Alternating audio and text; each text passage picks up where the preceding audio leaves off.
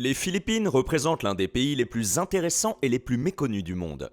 Elles abritent actuellement l'une des économies à la croissance la plus rapide de l'histoire et y parviennent très différemment des autres acteurs majeurs de la région, comme la Thaïlande, le Vietnam et bien sûr la Chine. Cet ensemble d'îles abrite 115 millions d'habitants qui constituent une population globalement très pauvre, avec une production représentant environ un tiers du rendement moyen mondial, ce qui est particulièrement décevant si l'on considère que le pays dispose de certaines des ressources naturelles les plus importantes de la région. Mais l'exploitation des ressources naturelles ne suffit pas à elle seule à rendre un pays riche, et dans de nombreux cas, elle peut même jouer en sa défaveur. C'est pourquoi les Philippines sont si intéressantes. D'étranges particularités liées à la géographie, à l'histoire politique et à la culture du pays lui permettent de rattraper rapidement son retard, et ce d'une manière qui pourrait en faire l'une des économies les plus avancées d'Asie, au même titre que Taïwan, la Corée du Sud et le Japon. Le pays y parvient en tirant parti de son personnel autant que des ressources qu'il peut extraire de la terre. Alors que la région de l'Asie du Sud-Est est de plus en plus divisée, les Philippines deviennent un pays suffisamment stable et accueillant pour faire beaucoup d'affaires, fabriquer beaucoup de produits et réaliser beaucoup d'opérations qui deviennent trop compliquées à effectuer en Chine. Bien sûr, cela ne signifie pas que le pays a une voie toute tracée vers la prospérité. Il a une très longue liste de défis, à la fois internes et externes, dont le plus important est le fait qu'il agit à la fois physiquement et métaphoriquement comme un intermédiaire entre les États-Unis et la Chine.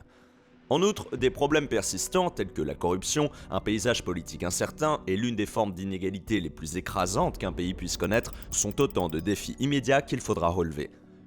C'est énorme et c'est sans compter que l'industrie la plus prometteuse du pays risque d'être complètement dépassée par les développements technologiques en cours.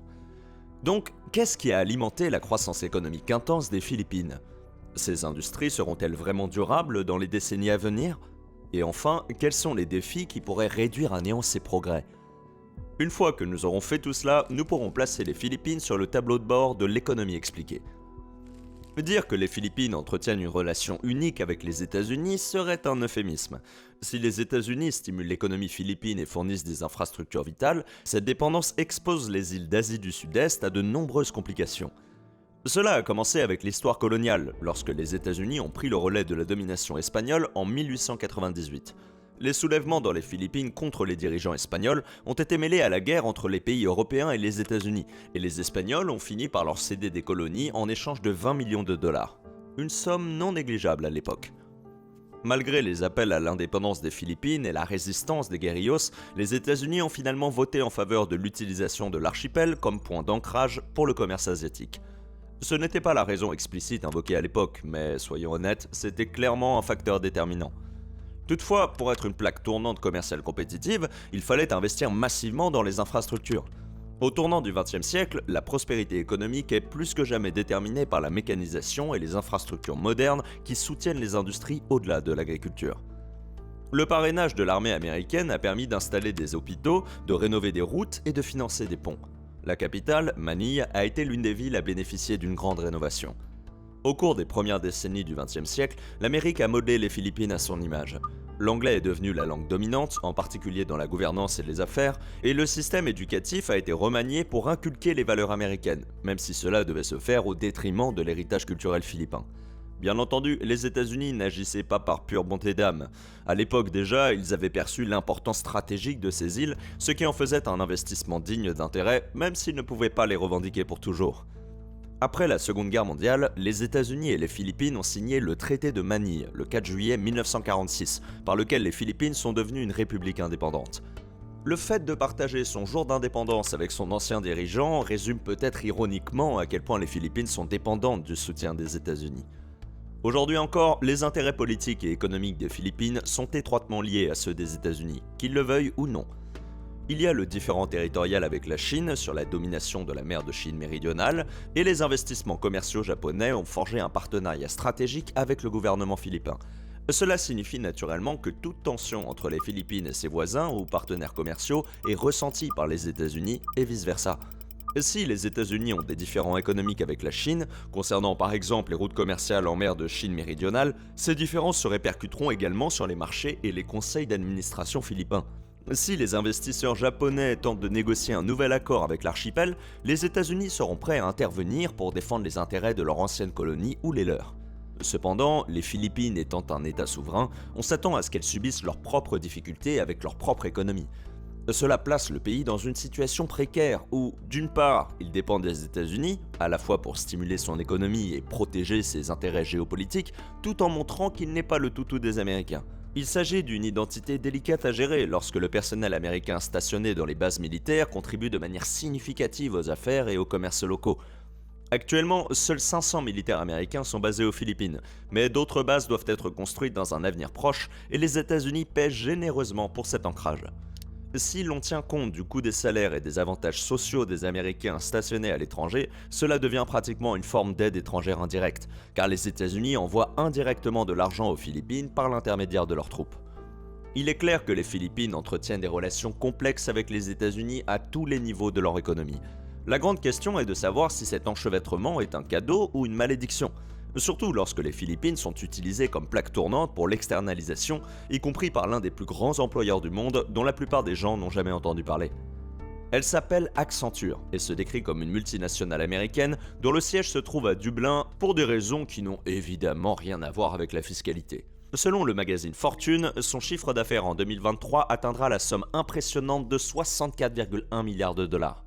Et ce, grâce à la présence de 91 des 100 entreprises du classement Fortune Global 100 parmi ses clients. L'entreprise compte 733 000 employés et possède des bureaux et des activités dans plus de 200 villes réparties dans 49 pays, où elle sert des clients dans plus de 120 économies à travers le monde. Une grande partie des activités de cette entreprise consiste en de simples services professionnels fournis par des employés à bas coût provenant de pays où la main-d'œuvre est beaucoup moins chère que dans les économies avancées pour lesquelles elle travaille. Accenture a ciblé les Philippines en raison de la position physique et politique unique du pays, mais surtout de son histoire culturelle. Pour commencer, les travailleurs philippins sont bien plus qu'une simple main-d'œuvre bon marché. Les offres portent sur des domaines fondés sur la connaissance, comme le travail derrière guichet, les centres d'appel, et même des domaines créatifs, comme le marketing de base et le design. Ces diverses possibilités aident les entreprises à trouver la structure de réduction des coûts la plus optimale. Même s'il ne s'agit pas de fabricants cherchant à remplir des usines à l'étranger avec des travailleurs d'assemblage bon marché, de nombreuses tâches lourdes peuvent être effectuées pour eux à un coût bien moindre aux Philippines. Des entreprises comme Amazon, American Express, Apple, Google et même Wells Fargo intègrent fermement les Philippines dans leur structure commerciale. Cela signifie que des dizaines de milliards de dollars sont générés grâce à la main-d'œuvre bon marché de ce pays. Mais la question est de savoir pourquoi. Il existe de nombreux autres pays plus compétitifs à proximité, comme la Chine, la Thaïlande et même l'Inde, qui comptent plus d'anglophones que les Philippines. Pourtant, les grandes entreprises mondiales continuent de choisir ce pays. La réponse est simple mais peu intuitive. Des décennies d'éducation, d'influence culturelle et de formation professionnelle occidentale permettent aux Philippins d'entrer en contact avec des clients occidentaux d'une manière que d'autres travailleurs asiatiques ne pourraient pas connaître. Les normes et les pratiques réglementaires plus strictes les rendent également beaucoup plus fiables. Par exemple, le coût inférieur de la main-d'œuvre surpasse celui des travailleurs des pays occidentaux présentant des caractéristiques similaires. À cela s'ajoutent les problèmes de sécurité. Les entreprises occidentales sont plus enclines à confier des documents sensibles à Accenture ou à toute autre société opérant dans la région qu'à leur homologue chinoise. Même l'Inde, autre plaque tournante de l'externalisation, a connu suffisamment de scandales et de fuites ces dernières années pour perdre sa crédibilité aux yeux de partenaires commerciaux potentiels. En 2019, l'entreprise de télécommunications T-Mobile a poursuivi le fabricant chinois Huawei pour avoir volé sa technologie par l'intermédiaire d'un sous-traitant indien.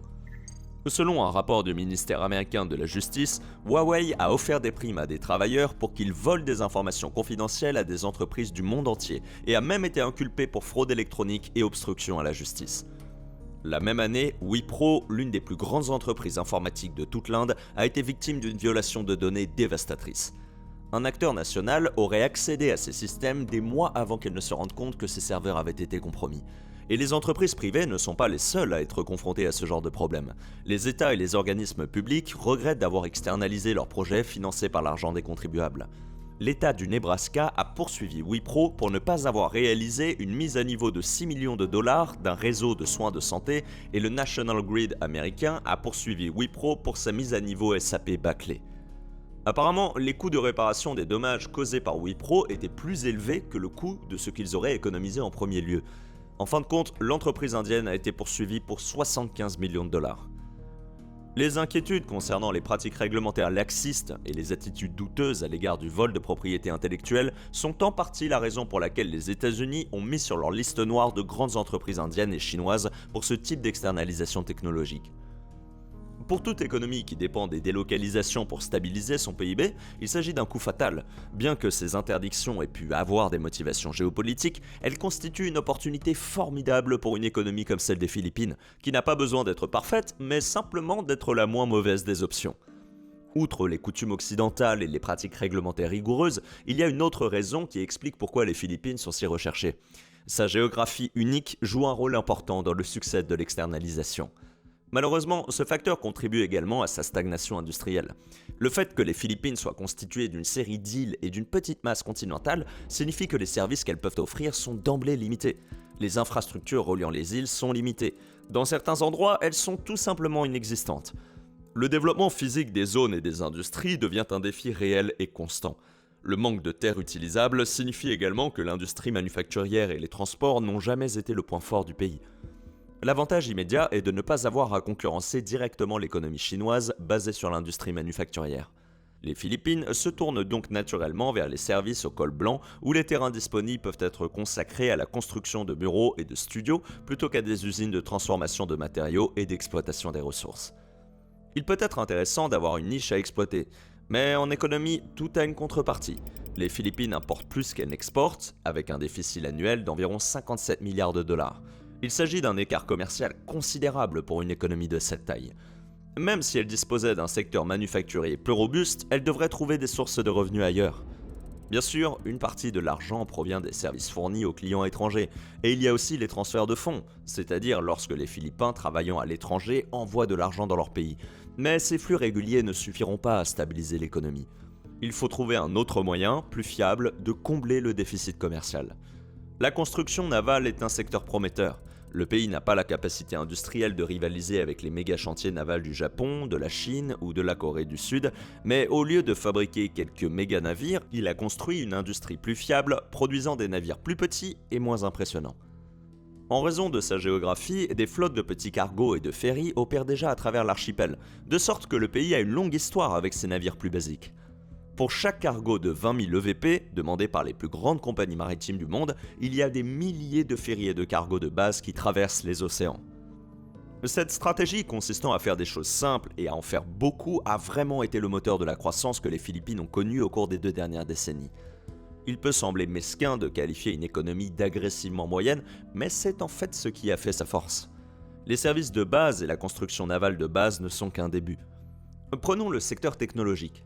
Il se concentre sur les petits composants du marché de masse, comme la production de microprocesseurs de base. Certes, ce n'est pas aussi lucratif que le marché des processeurs haut de gamme et le secteur technologique philippin est certainement éclipsé par Taïwan. Mais cela suppose que les Philippines aient besoin d'opérer dans le même secteur. En réalité, les microprocesseurs de base sont très demandés. Pour chaque iPhone ou console de jeu dont une personne a besoin, il existe une douzaine d'autres objets utilisés à la maison qui fonctionnent avec du matériel plus simple, avec des puces et des composants plus simples. En contrepartie, bien que les niveaux supérieurs de ces industries de plusieurs milliards de dollars soient hors de portée, les Philippines excellent dans les opérations de niveau intermédiaire. Si l'on réunit les micropuces de base, la construction navale de base, le conseil de base et l'électronique de base, on obtient une emprise assez formidable sur les entreprises de taille moyenne. Les bénéfices peuvent être faibles, mais les coûts le sont aussi. L'adoption de la voie moyenne ne fonctionnera cependant que jusqu'à un certain point. Les principales économies avancées du monde n'y sont pas parvenues en hébergeant des industries de base. Cela peut être un tremplin, mais si les Philippines veulent entrer dans la classe moyenne mondiale, elles devront monter en gamme au moins certaines de leurs industries. Cela est certainement possible, comme nous l'avons déjà exploré. Le pays dispose d'une main-d'œuvre talentueuse et de bonnes relations internationales, mais d'autres forces sont en jeu qui pourraient menacer la stabilité économique plus qu'un marché concurrentiel. La corruption aux Philippines est un secret de polichinelle. Elle est si profondément enracinée à de nombreux niveaux du gouvernement et des entreprises qu'elle freine d'emblée la croissance nationale. Tout y passe, de l'utilisation abusive des dépenses publiques aux bonnes vieilles ristournes et aux pots de vin. Les industries nationales et les entreprises locales sont moins susceptibles de recevoir un financement de la part du gouvernement du pays qui a déjà l'habitude d'éroder la confiance du public. En 2021, un éminent journaliste spécialisé dans la lutte contre la corruption a été abattu devant son domicile, ce qui constitue un message clair à l'intention de ceux qui souhaitent demander des comptes à leur gouvernement. Malgré une émission de radio prolifique dénonçant des fonctionnaires véreux, le véritable cerveau présumé de l'assassinat n'a pas été inculpé.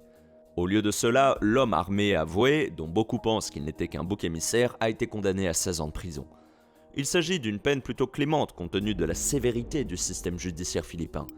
En comparaison, la possession de stupéfiants aux Philippines est souvent passible de la prison à vie ou de la peine de mort. En 2023, l'indice de perception de la corruption classait les Philippines au 115e rang sur 180 pays. Même sans le risque de demander des comptes à des gouvernements corrompus, les formalités administratives suffisent à dissuader la plupart des Philippins de créer leur propre entreprise. Les étrangers sont tout aussi prudents et préfèrent faire les choses à distance, ce qui signifie que le pays ne disposera pas des personnes prêtes à prendre les risques nécessaires pour faire progresser ses industries, compte tenu des risques souverains inhérents au pays. L'incertitude rebute les investisseurs. Les Philippins peuvent offrir une main-d'œuvre jeune et des spécialités industrielles sur un site stratégique, mais le risque d'instabilité politique réduit à néant la confiance d'un investisseur étranger. Toutefois, cela suppose qu'il soit motivé uniquement par les rendements économiques. Le président des Philippines, Ferdinand Marcos Jr., fils de Ferdinand Marcos qui a été chassé de son propre pays, a déclaré que le renforcement des liens avec les États-Unis et le Japon se traduirait par un investissement de 100 milliards de dollars. Cela pourrait suffire à améliorer la réputation du pays ? Il a affirmé vouloir transformer son pays en une plaque tournante de la fabrication et de la logistique. Un projet aussi ambitieux pourrait s'avérer nécessaire pour rationaliser la législation relative aux entreprises et éliminer les fonctionnaires motivés par l'intérêt personnel.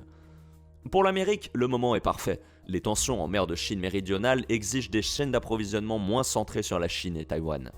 Mais pour certains ressortissants, cette injection potentielle de capitaux ne fera qu'exacerber les inégalités déjà terribles auxquelles le pays est confronté.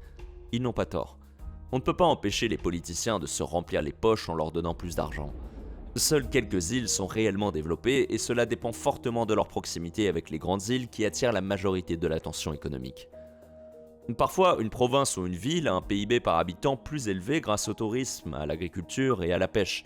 Mais le fait est que l'inégalité aux Philippines est inhérente à la géographie du lieu et exacerbée par une gouvernance douteuse. Manille, par exemple, est la ville la plus densément peuplée du monde, avec un revenu par habitant 10 fois supérieur à celui des îles éloignées. Ce revenu a augmenté à un rythme si soutenu qu'il est peu probable que la situation s'équilibre à l'avenir. Comparez cela aux conditions de vie des îles éloignées, où une majorité de personnes vivent encore dans une pauvreté absolue. Cette disparité prive les travailleurs talentueux des régions pauvres d'une chance réelle de s'imposer sur le marché de l'emploi délocalisé. Mais les endroits où il faut vivre, comme Manille, sont tout simplement trop chers pour qu'on s'y installe. En fin de compte, la possibilité d'une mobilité sociale ascendante est plus faible pour quiconque n'a pas de relation dans la capitale. Malheureusement, les conditions de vie réelles ne sont guère meilleures pour les habitants des grandes villes. Certains travailleurs peuvent atténuer ces coûts en vivant en dehors de Manille, certes, mais le vaste étalement urbain a contribué à créer de terribles conditions de vie, les équipements publics de base n'étant pas à la hauteur. Rien qu'entre 2000 et 2014, 14 059 hectares de zones bâties ont été ajoutés de manière désordonnée à la ville.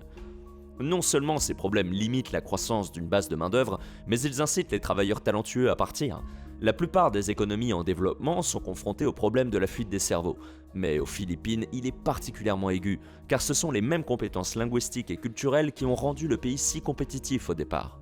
Tout cela se produit à un moment où le pays peut le moins se permettre de perdre ses travailleurs les plus talentueux, car il est engagé dans une sorte de course contre la montre pour devenir plus avancé avant d'être rendu obsolète par les nouvelles technologies. Les analystes prévoient que les secteurs les plus touchés par l'IA seront ceux du back-office, du service à la clientèle, des centres d'appel, de l'administration des entrepôts et de la gestion logistique. En d'autres termes, les domaines dans lesquels les Philippines se spécialisent dans le cadre de leur niche d'externalisation. Il est maintenant temps de placer les Philippines dans le classement de l'économie expliquée. En commençant, comme toujours, par la taille. Les Philippines ont un PIB de 471 milliards de dollars, ce qui en fait la 32e économie mondiale, juste derrière Singapour et juste devant le Vietnam. Deux autres économies tout aussi dynamiques de la région qui ont atteint leur taille économique par des moyens remarquablement différents. Les Philippines obtiennent donc une note de 7 sur 10.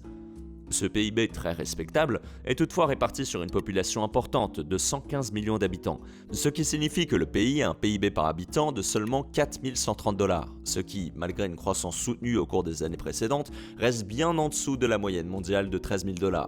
Le pays obtient donc une note de 3 sur 10. La stabilité et la confiance est une question intéressante. Le pays jouit d'un certain niveau de sécurité nationale grâce à sa relation unique avec les États-Unis, mais il s'agit littéralement d'une arme à double tranchant qui pourrait ouvrir le pays aux complications que nous avons explorées dans cette vidéo. En outre, des problèmes internes comme la corruption et les tensions politiques font que le pays ne peut obtenir qu'une note de 5 sur 10. La croissance a clairement été très forte. Le pays a développé un ensemble unique d'industries locales et a capitalisé sur les talents de sa main-d'œuvre nombreuse. Le pays a presque doublé sa production au cours de la dernière décennie, ce qui lui vaut un 9 sur 10. Enfin, en ce qui concerne l'industrie, le pays n'est pas un leader mondial dans un domaine particulier, mais il peut se targuer d'être dans la moyenne dans un grand nombre d'industries moyennes. Néanmoins, avec la menace de l'IA, la dépendance à l'égard des transferts étrangers et très peu d'entreprises locales, les Philippines ne peuvent obtenir qu'un 6 sur 10. Au total, cela donne au pays un score moyen de 6 sur 10, un score sain mais moyen, ce qui a été à bien des égards le thème de cette économie. L'année dernière, nous avons réalisé une vidéo sur l'Indonésie, une économie qui, à première vue, ressemble beaucoup à celle des Philippines, mais qui réalise sa croissance record d'une manière qui lui est propre. Vous devriez pouvoir cliquer sur cette vidéo sur votre écran maintenant. Merci d'avoir regardé la vidéo jusqu'au bout. Ciao.